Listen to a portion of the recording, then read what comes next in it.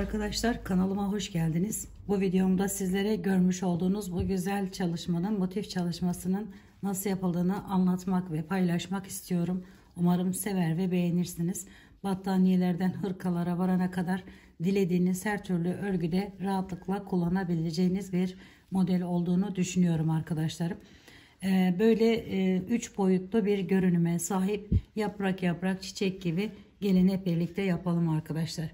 Şimdi yaparken modelimi Elite Baby'nin Nako Elite Baby ip kullandım ve tığım ise 3 milim oldu arkadaşlar.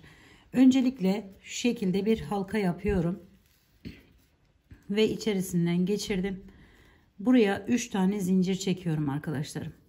1 2 3. Daha sonra üzerine alıp hemen yanına 4 tane ikili trabzan yapıyorum. 1 2 3 ve 4. Sonra 3 tane zincir çekiyorum. 1 2 3.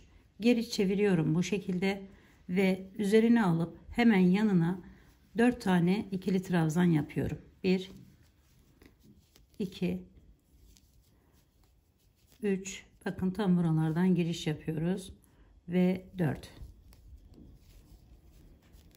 Şimdi burada 3 tane zincir çekiyorum. Yine 1 2 3. Üzerine alıyorum.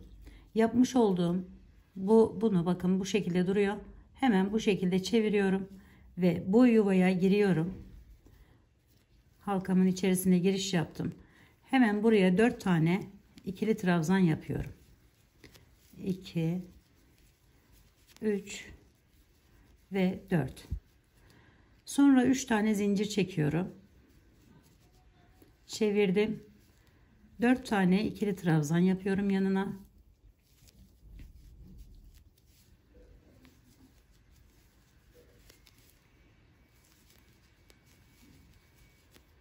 Şimdi 3 zincir çekiyorum. Geri döndüm ve yuvanın içerisine giriş yapıyorum. 4 tane ikili trabzanla devam ediyorum. 2 3 4. Bakın bu şekilde tam 8 tane yerimiz olacak. Şimdi 4'ü yaptık. Hemen bir tane daha yapalım. Geri çevirdim. 4 tane ikili trabzan.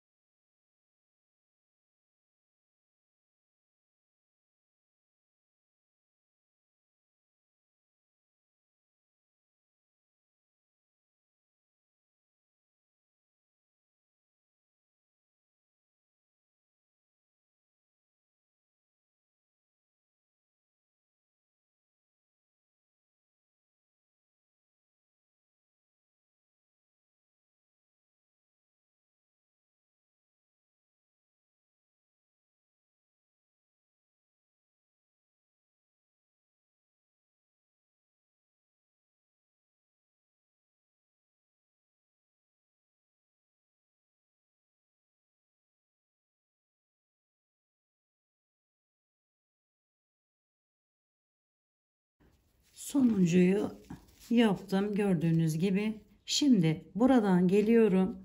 Şu arka boşluk, şuradan giriş yapıyorum ve buraya kaydırma ile bağlıyorum. Sonra 1 2 3 tane zincir çekiyorum. Şimdi bunu şöyle biraz gevşek bırakıp orta kısmı tamamen birleştiriyoruz arkadaşlar. Şöyle iyice sıkılaştıralım bunu ve bakın orta kısmı bu şekilde oluşmuş oluyor. Buradan arkadan bunu üst taraflara geçmeden hemen sıkıştıralım.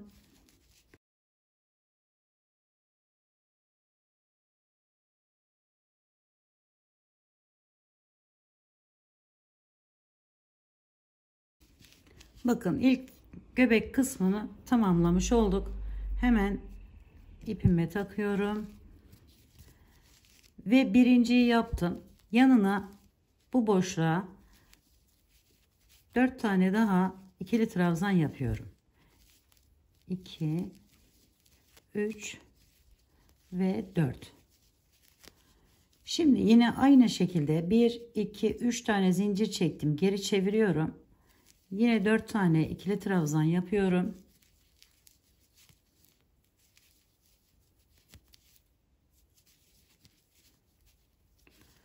Şimdi yine 3 tane zincir çekiyorum. 1, 2, 3. Şöyle üzerine alıyorum. Köşelerimden bir tanesi burası olacağı için üzerine aldım. Aynı yerin içerisine bakın. Bunu yaptığımız yerin içerisinden giriş yapıyorum. Buraya aynı şekilde bir tane daha yaprak yapıyorum. 2, 3 ve 4. 3 zincir çektim.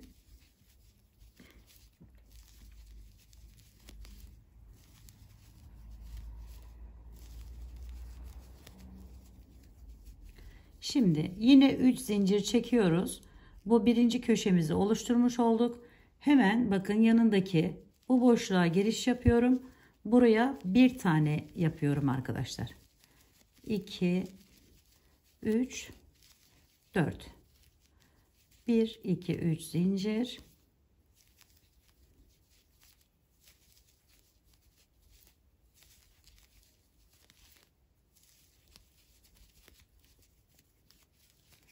Geri çevirdim. Şimdi bir ileriye geçiş yapıyorum buraya. Buraya aynı burada olduğu gibi 2 tane yapıyoruz. İkinci köşemiz olmuş oluyor. 3, 4.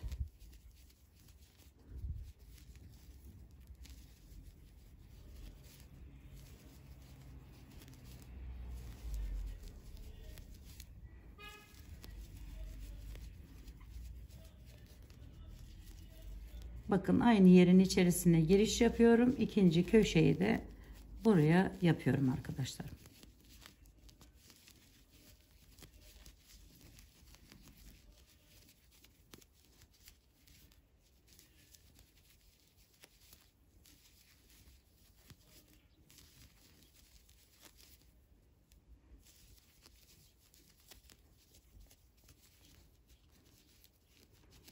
Şimdi tek olan yeri yapacağım.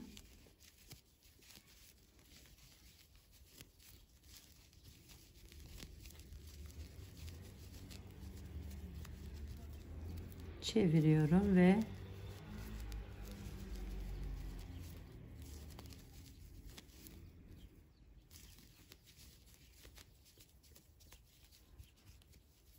diğer bir köşeyi yapmak için diğer bir yuvaya geçiş yaptım.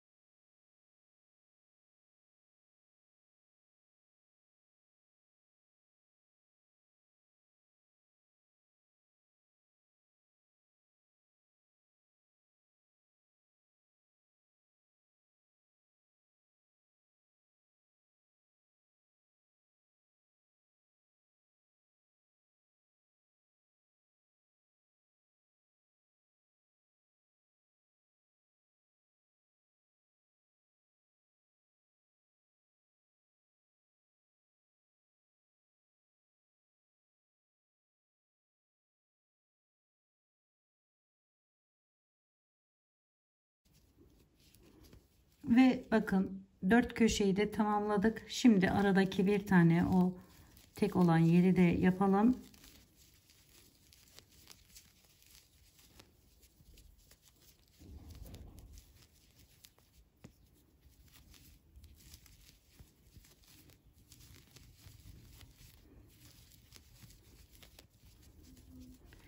Yine 3 zincir çektim ve ilk böyle sıramızı tamamlamış olduk. Şimdi bu boşluk bakın bizim köşemiz. Köşelerden hep arttırım yapılıyor arkadaşlarım. Buraya bu şekilde giriş yapıyorum ve şimdi yine aynı köşeyi yaptığımız gibi 3 zincir çekip 4 tane ikili trabzan yapıp 2 tane bu köşeye yapıyoruz arkadaşlar. Yapraklarımızı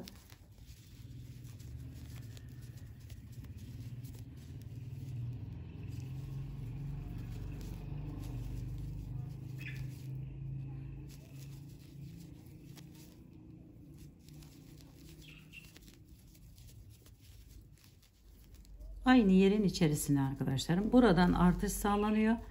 Dilerseniz bunu böyle hani küçük olarak değil, yani bu şekilde değil, daha büyütebilirsiniz. Kocaman bir battaniyeyi ortadan başlayıp yapabilirsiniz. Dilerseniz yatak örtüleri yapacaksanız çok zor olacağı için böyle parça parça, motif motif yaparak, birbirine ekleyerek yapabilirsiniz arkadaşlar. Bu modelin böyle bir de güzelliği var. Dilerseniz küçük bir motif, dilerseniz kocaman bir battaniye boyutuna getirerek yapabilirsiniz. Evet, 3 tane zincirimizi çektik ve devam ediyoruz.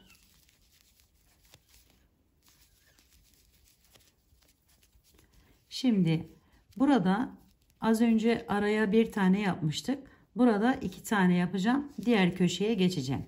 Yani şu boşluktan giriş yapıyorum. Birinciyi, ikinciyi de bu boşluktan, sonra arkadaşlar bu diğer köşeye geçiş yapıyoruz.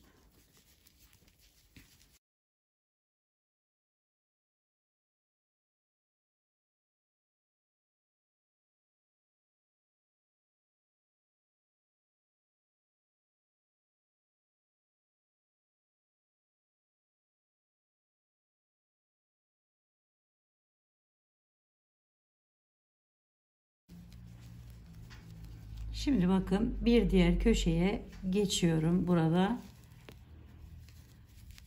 Ve diğer köşeye de aynı şekilde 2 tane olarak yapıyoruz arkadaşlar.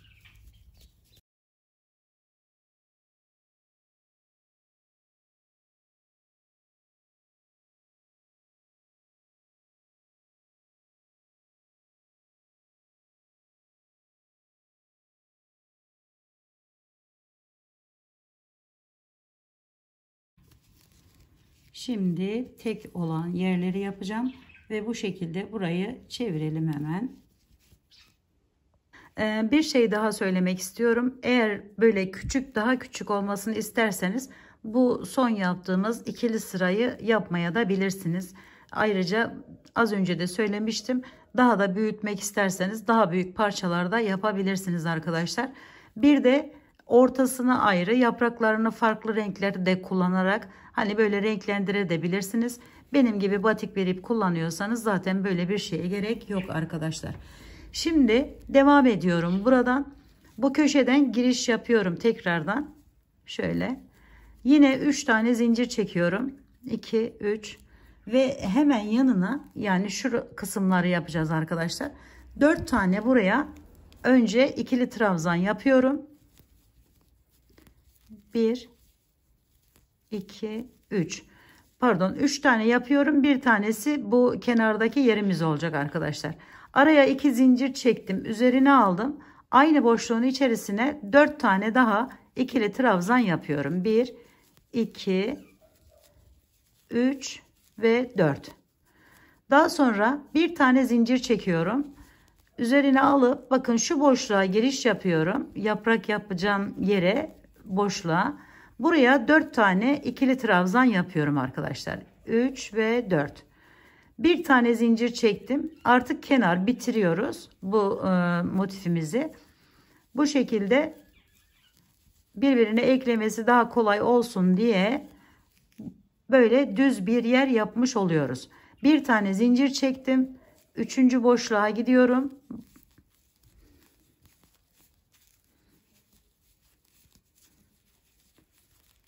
Bir tane zincir çektim. Diğer köşeye geçiş yapıyorum.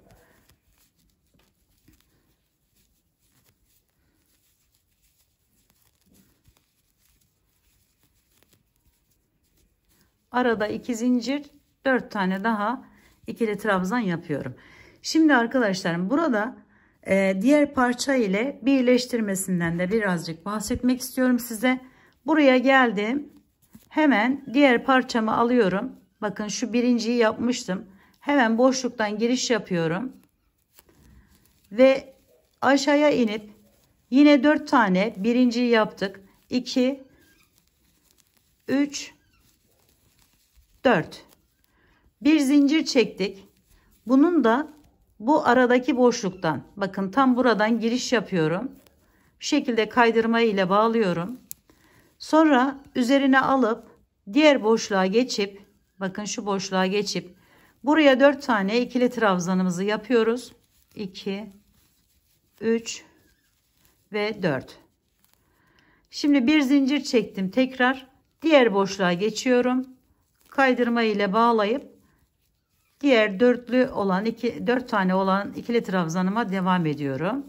2, 3 ve 4. Bir zincir çekip diğer köşeden, diğer boşluktan bağladım. Hemen öbür boşluğa geçiş yapıyorum.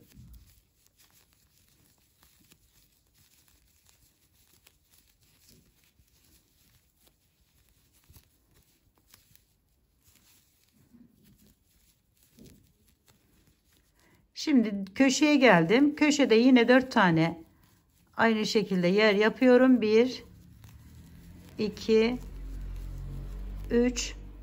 3 tane yaptıktan sonra yukarıdan hemen bağlıyorum. Sonra dördüncüyü yapıyorum. 1, 2 zincir çektim. 4 tane tekrar doldurarak devam ediyorum. 1, 2, 3 ve 4. Bir zincir çekip devam ediyoruz.